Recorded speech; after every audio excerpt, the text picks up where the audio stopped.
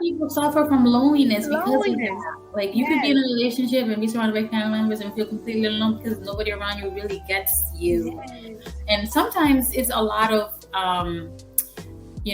learning how to listen, right? Like it's a company. It's learning how to express yourself and be in tune with the emotions, but it's also learning how to listen. Like, what does that mean to really hear what the person is trying to communicate, and being patient with when they're trying to talk, giving them the space, right? And so, there's just so much to it that I think, which is why I think counselors and therapists are just immensely valuable, because we really help with that a lot, in a way that I think it's not only needed, but like even for my own relationships, like I've learned a lot in terms of sometimes when my brother calls me, I just have to shh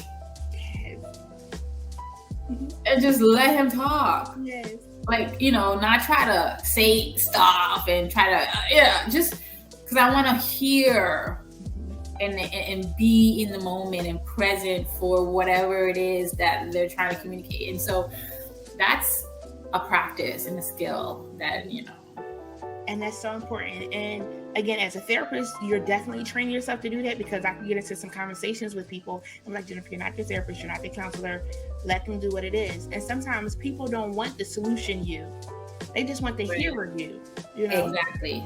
So knowing what it is that the person wants. So simply asking that question, that's a good tip that my friends that are listening can use in your daily living, of asking, before you tell me, what would you like from me? Do you want me to just listen? Will you like me to give you feedback and things of that sort, so that you don't mess up you being like the Superman or Superwoman when that is not what you needed to be. You were just needed to be human, just woman, just man.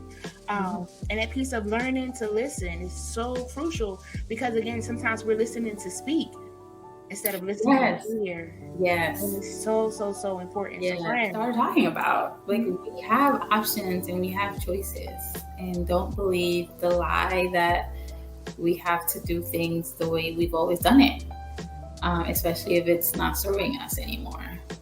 And people know when things are not serving them, and there's options out there and there are choices, and we can,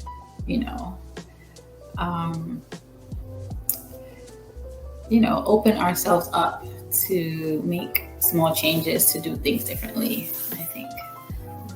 I think that's really, I would say that would be what I think we can walk away with. Because there is hope in that, right? Mother India said it doesn't cost a thing to smile. Right. It doesn't cost a thing to laugh. Better thank God for that. There's hope. But something else you said in that closing was so powerful too, of we don't have to do things how we've always done them. Yeah.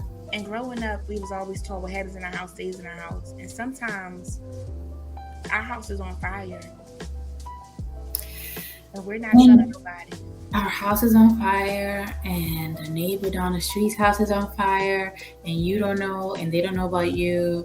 And you both, if you talk about it openly, you will find that other people will find solace and consolation in your story, because you're not alone, right? We can help each other out somehow. And that's really important thing too that you were mentioning. You are not alone. The late Michael Jackson said, I am here with you. You're always in my heart.